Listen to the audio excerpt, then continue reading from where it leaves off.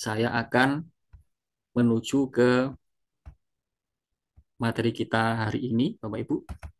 Di pertemuan yang ketujuh, kita fokus bicara tentang pengumpulan data. Ya.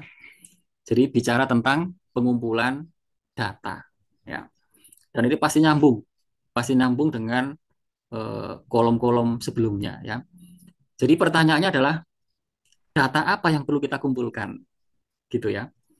Jadi data apa nih yang perlu kita kumpulin? Jadi kalau kita sudah terbayang nanti data apa yang perlu kita kumpulkan, kita ke lapangan itu sudah enak gitu ya. Sudah jelas kita mau ngumpulin data apa dan kita sudah menyiapkan instrumennya, sudah jelas kita harus menemui siapa, kan begitu ya. Jadi ini yang dibahas di pertemuan yang ketujuh ya. Jadi kita harus eh, bisa menentukan data apa yang kita perlukan, lalu bagaimana cara kita mengumpulkannya gitu ya. Nah, saya ingin menyajikan dulu ada kasus ya Bapak Ibu. Ini saya turunkan dulu. Ini nanti saya akan share satu tulisan saya yang ini. Saya share melalui PC ya. Melalui Bu Diah dan Bu Dona ya. Itu nanti ada tulisan ringkas terkait dengan metode pengumpulan data. Secara umum Bapak Ibu, secara umum, cara ngumpulin data itu hanya berkisar tiga cara saja Bapak Ibu ya. Cara ngumpulin data itu. Mengamati, bertanya, atau mengukur. Gitu ya. Mengamati, bertanya, atau mengukur.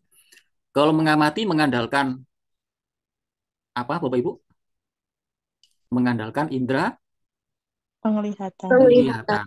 Kalau bertanya mengandalkan indera Berbicara. Cara indera apa?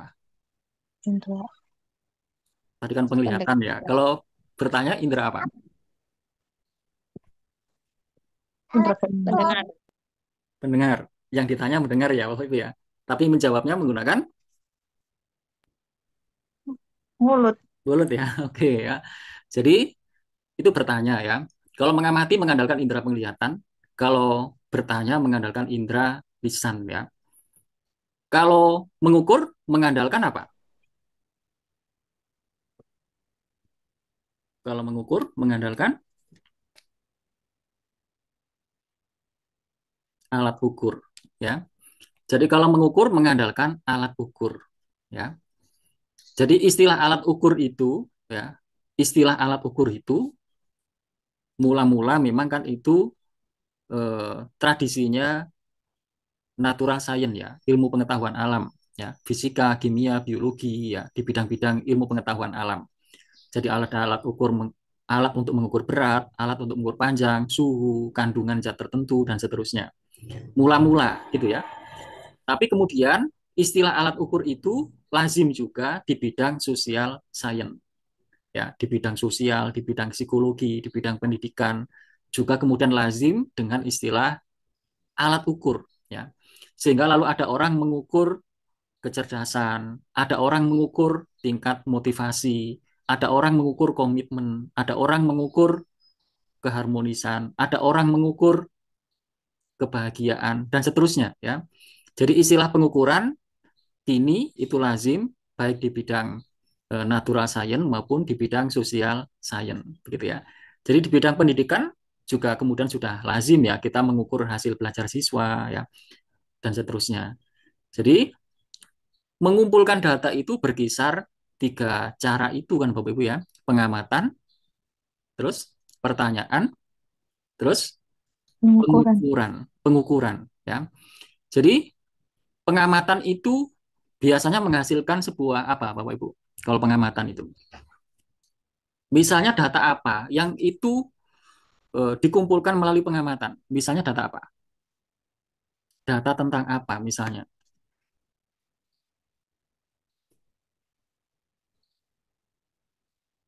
Kalau kecerdasan intelektual, apakah cukup diamati Bapak Ibu? Tidak, Pak. Belum bisa. Tidak, tidak bisa diamati. Tapi perlu Alat ukur. alat ukur. Diukur. Alat ukurnya Instrumen. biasanya berupa apa? Alat ukurnya. Pertanyaan-pertanyaan. Bisa alat apa? pertanyaan. Oke, Tes, alat-alat tes gitu. oke. Kuesioner Biasanya dosen. berupa pertanyaan, Sen, gitu ya. Ya, Jadi sen alat Pak. ukurnya biasanya berupa pertanyaan, termasuk kalau kita mau mengukur hasil belajar matematika dan hasil belajar yang lainnya, biasanya alat ukurnya berupa tes. Tes itu kan isinya biasanya berupa pertanyaan untuk dijawab, gitu ya. Berarti yang tadi saya sebut 3 macam tadi itu, pengamatan, pertanyaan, dan pengukuran, itu dalam prakteknya tidak selalu berdiri sendiri, begitu ya.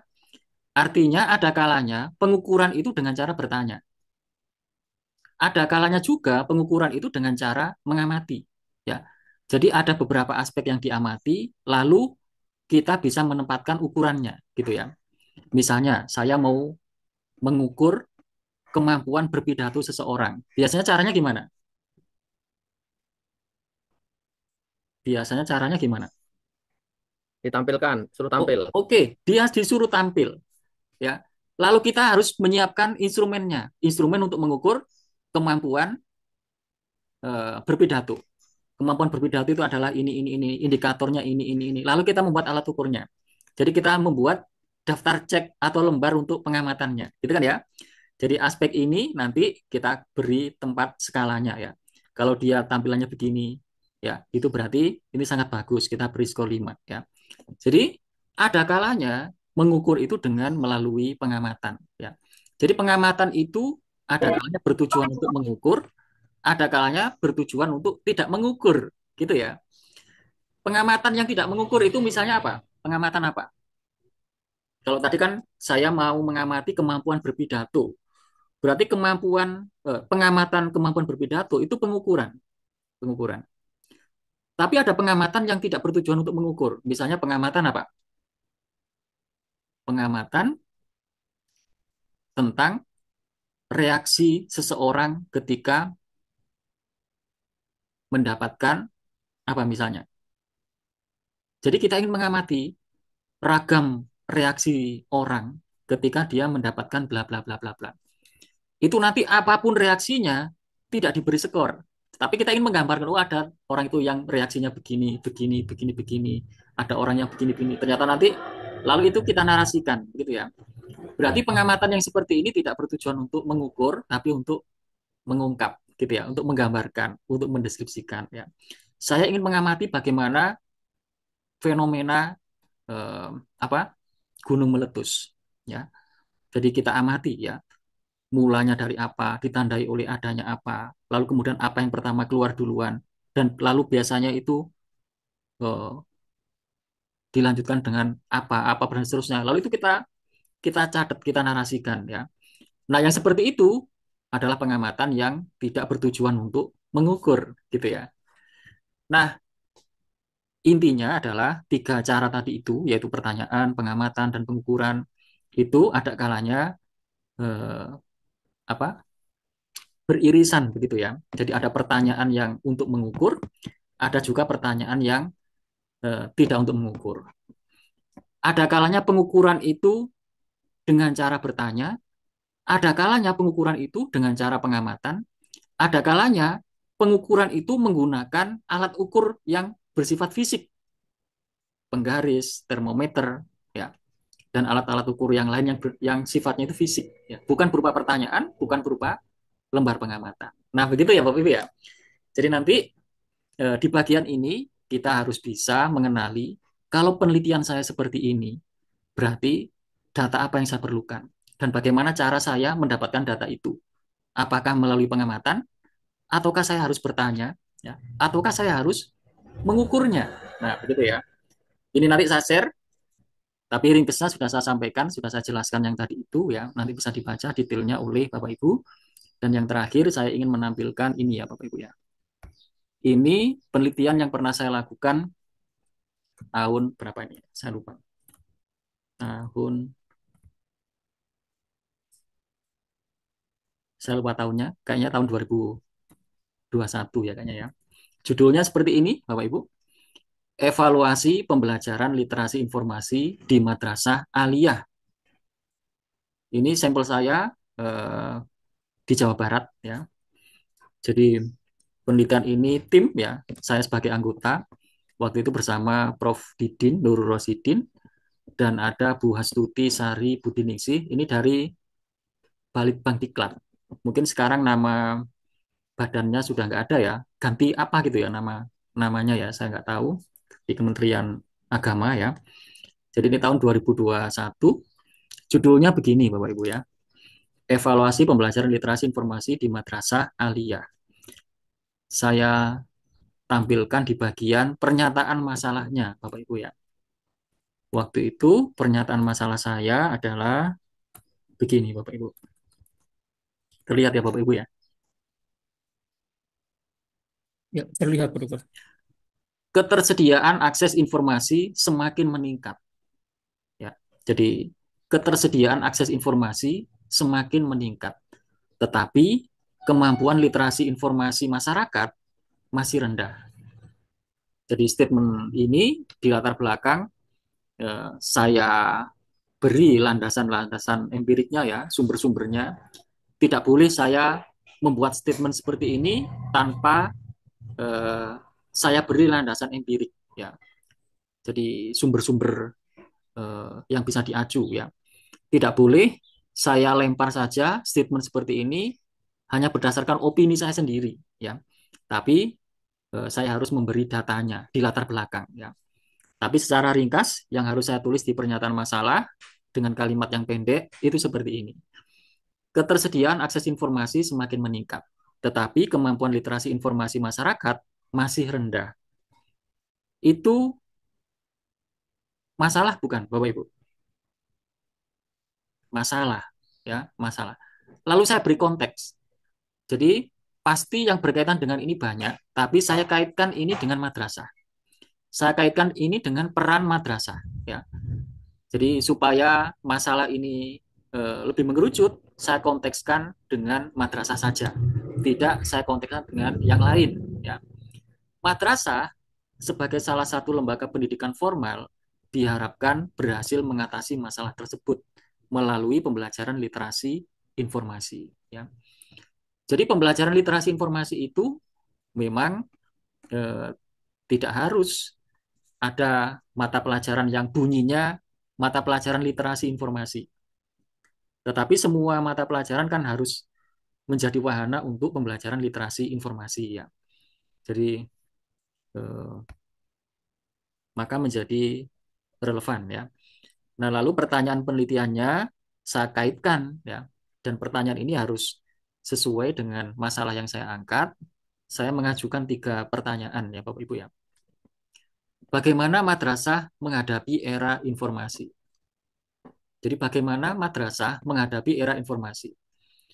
Kalau redaksi seperti ini, kan nanti pertanyaannya bukan ke madrasahnya kan Bapak Ibu ya. Madrasah itu berarti yang bisa ngomong siapa Bapak Ibu? Madrasah itu yang bisa ngomong siapa?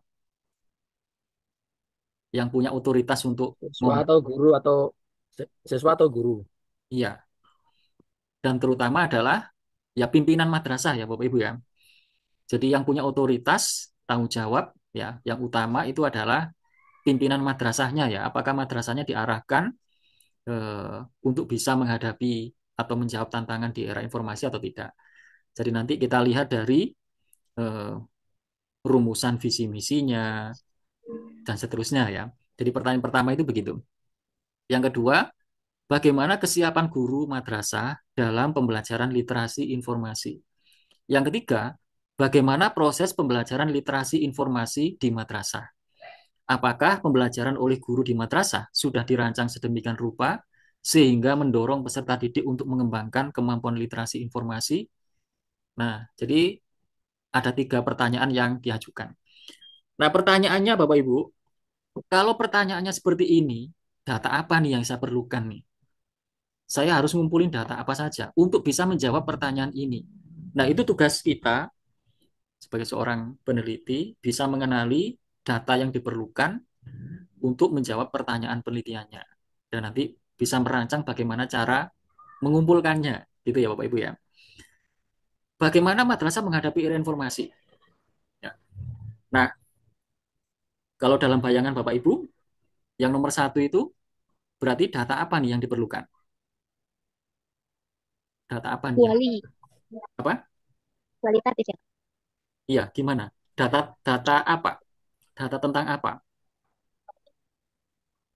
Mungkin kesiapan madrasah itu menghadapi era informasi.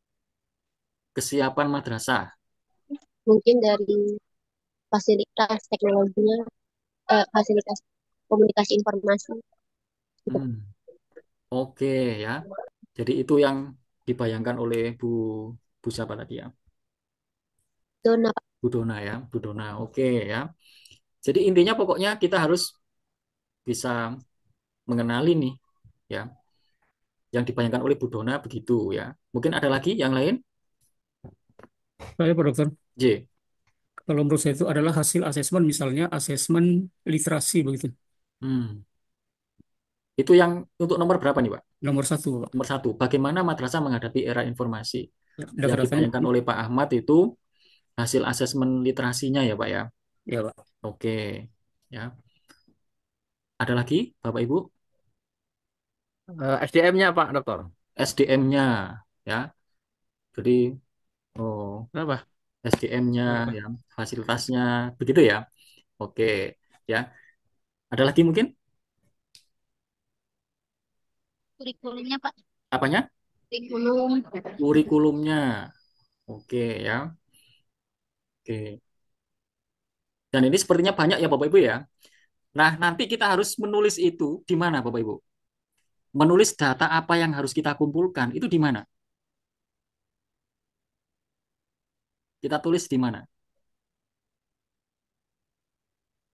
Bab satu, bab 2, bab 3. Di mana Pak? Kita harus menulis tentang data apa saja yang perlu kita kumpulkan, terus caranya gimana, itu di mana nulisnya? Bab Di bab satu, 3 Pak. bab 2, Di bab bab, 3, di bab 3. di bab 3 ya Bapak Ibu ya. Di bagian metode penelitian ya. Oke ya. Jadi saya menuju ke bab 3 ya. Kalau ini bab 2-nya, kalau bab 2 berarti kan tinjauan konseptual, tinjauan teori, tinjauan riset terdahulu, begitu ya. Ini nanti saya share ke Bapak Ibu ya.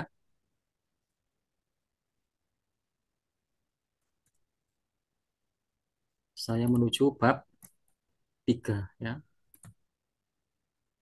Nah, jadi ini desain penelitian saya ini adalah penelitian evaluasi ya Bapak Ibu ya. Jadi ini jenisnya penelitian evaluasi dan model evaluasi yang saya acu itu adalah model evaluasi CIPP ya. Konteks, input, proses, dan produknya.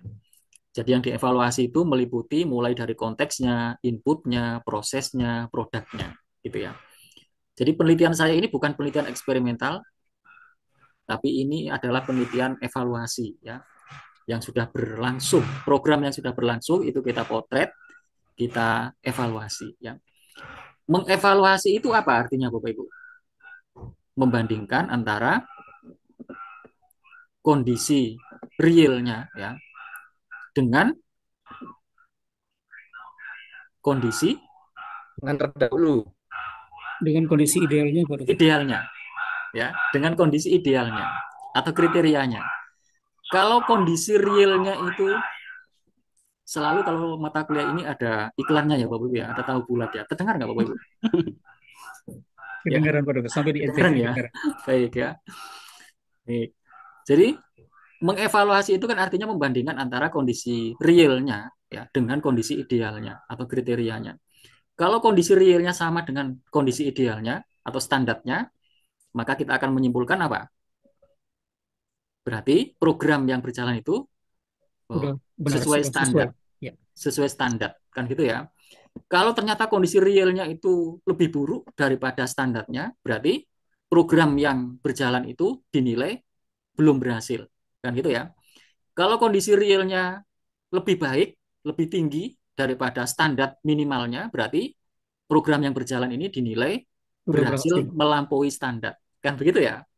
Jadi mengevaluasi itu kan artinya membandingkan antara kondisi realnya dengan kondisi idealnya atau standarnya.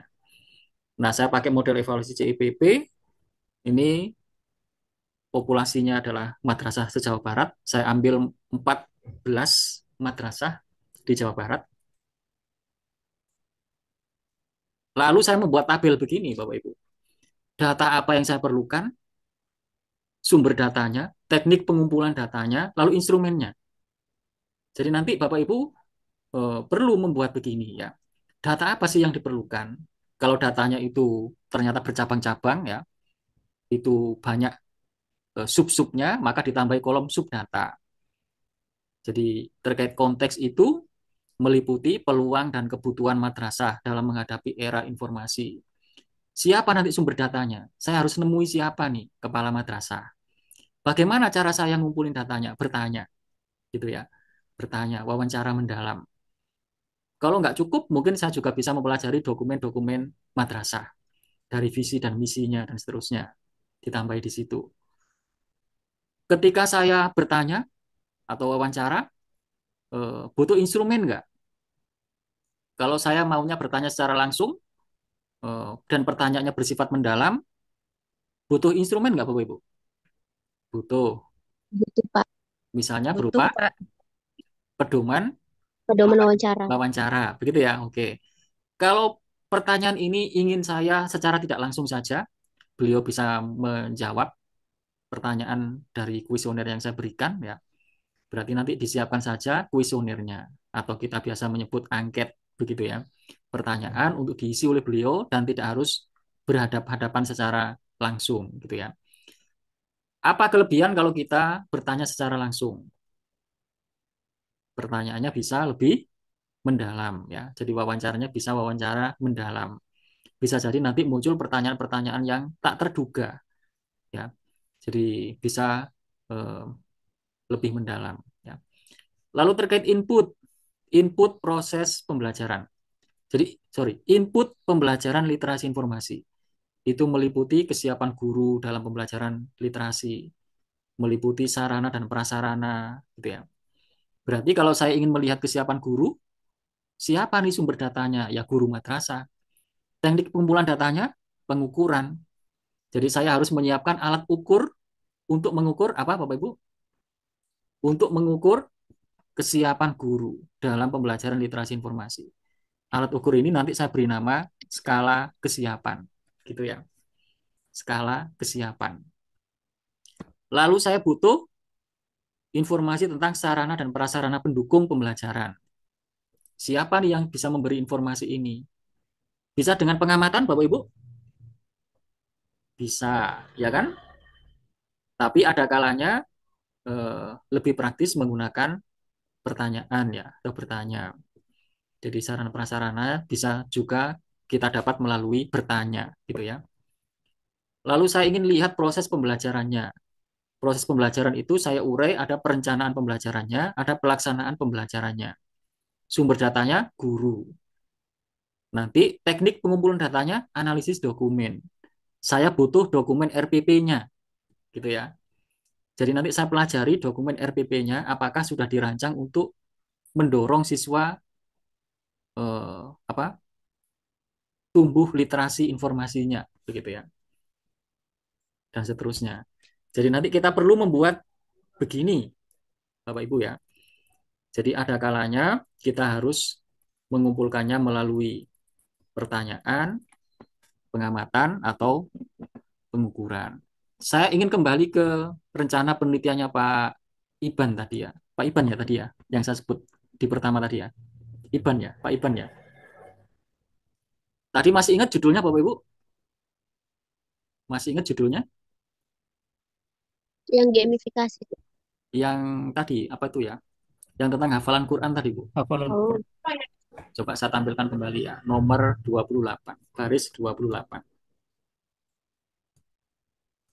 Nah ini nih. Jadi pertanyaan beliau itu begini. Apakah program hafalan Al-Quran memberikan pengaruh dalam pembentukan karakter anti-bullying pada siswa? Kalau settingannya kayak tadi, eksperimen ya. Jadi beliau kan berarti nanti harus membandingkan nih antara kelompok siswa yang mengikuti program hafalan Quran dan yang tidak. Lalu nanti dibandingkan karakternya. Berarti data apa yang harus dikumpulkan Bapak Ibu? Yang paling utama. Data tentang apa? Data tentang Data program hafalan Al-Quran. hmm, Data tentang program eh, teknik hmm, hafalan Al-Quran di madrasah itu. hmm.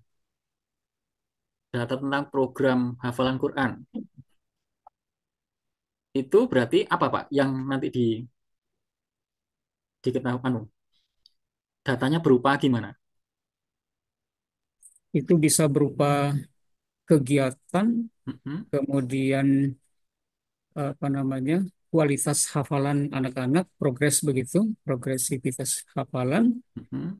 bisa juga em, dari sisi kuantitas siswanya, siswa penghafal Al-Qur'annya, begitu barangkali. Oke ya, bagus. Berarti penelitian ini juga memuat pertanyaan bagaimana eh, mutu atau kualitas atau kemampuan hafalan Quran siswa bla bla bla bla bla. Gitu ya, Pak ya.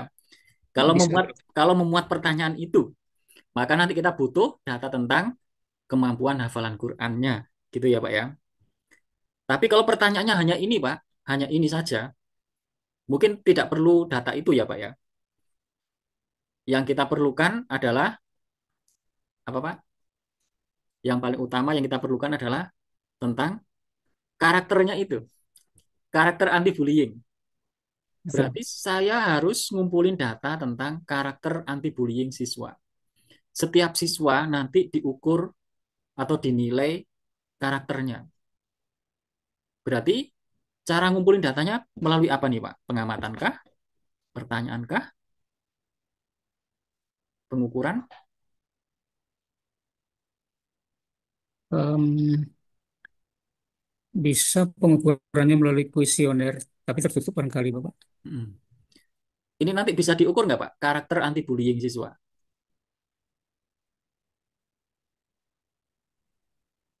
Pertanyaan mengenai kepribadian.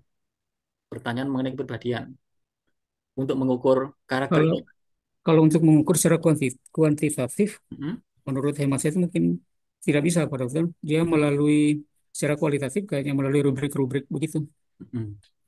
pakai skala-skala begitu. Ya, berarti nanti mungkin kita beri nama skala karakter anti bullying gitu ya, Pak ya. Jadi memang kalau di bidang pendidikan, psikologi ya, atau sosial, terutama pendidikan dan psikologi, alat ukurnya kan memang berupa biasanya nyebutnya skala ya, Pak ya. Jadi tidak seperti alat ukur di bidang fisika, kimia, biologi ya, tapi memang berupa bisa pernyataan-pernyataan atau pertanyaan-pertanyaan, kan begitu ya. Jadi nanti eh, pembahasan tentang bagaimana membuat instrumen eh, pengukuran itu nanti di pertemuan tersendiri ya, Pak ya. Di pertemuan keberapa itu Bapak Ibu? Kalau di RPS saya itu ada nanti khusus bicara tentang bagaimana kita menyusun instrumen. Coba kita intip RPS saya. Ini Bapak Ibu. Pertemuan ke-9. Ini nih Bapak Ibu. Apa ini? Konstruksi instrumen pengukuran. Jadi nanti kalau kita mau membuat instrumen untuk mengukur eh, motivasi belajar, itu gimana ya caranya? Begitu ya. Tahapannya itu kayak gimana? Kalau saya mau mengukur, saya mau membuat instrumen untuk mengukur eh, kecerdasan emosi siswa, gimana nanti tahapannya gitu ya. Jadi nanti terkait dengan bagaimana konstruksi instrumen pengukuran, kita bahas secara tersendiri nanti di pertemuan ke-9. Berarti minggu depan itu sudah saatnya UTS ya Bapak Ibu ya. Nanti Bapak Ibu melengkapi Google Form yang kemarin ya. Jadi nanti saya tambahkan beberapa kolom, termasuk ada kolom data ya. Data apa sih yang diperlukan kalau pertanyaannya kayak begitu gitu ya. Jadi nanti UTS-nya ya dari Google Form itu ya Bu ya melengkapi isiannya ya. Lalu minggu depannya lagi kita bicara tentang konstruksi instrumen pengukuran ya. Jadi nanti eh, yang penting hari ini kita sudah mulai mengidentifikasi data apa sih yang saya perlukan. Kalau pertanyaan penelitian saya seperti ini, saya butuh data apa, gitu ya. Oh, berarti yang tadi itu saya butuh tentang karakter bullying siswa. Nanti cara mendapatkan datanya melalui pengukuran. Pengukurannya menggunakan skala karakter anti bullying. Apakah eh, semua hal itu bisa diukur, Bapak Ibu? Apakah semua hal itu bisa diukur? Apakah semua variabel-variabel di bidang pendidikan, psikologi itu selalu bisa diukur? Bisa, Pak. Bisa ya. Yang penting kita bisa mendefinisikan atau membuat definisinya dan mengenali dimensi dan indikatornya. Kalau kita tidak bisa mengenali indikatornya, maka kita tidak bisa mengukurnya. Saya mau mengukur tingkat keharmonisan rumah tangga. Berarti saya harus membuat definisinya dulu nih. Keharmonisan rumah tangga adalah bla bla bla bla bla bla bla. Terus menyebutkan indikatornya. Keharmonisan rumah tangga ditandai oleh bla bla bla bla bla. Jadi kalau indikatornya sudah dikenali, maka nanti kita bisa membuat skalanya. Yang skala-skala pernyataan itu nanti mengacu pada indikator-indikator itu. Gitu Bapak Ibu. Misalnya apa? Indikator keharmonisan rumah tangga itu Bapak Ibu. Misalnya apa indikatornya?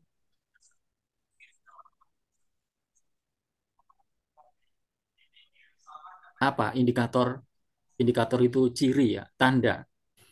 Apa tandanya keluarga harmonis?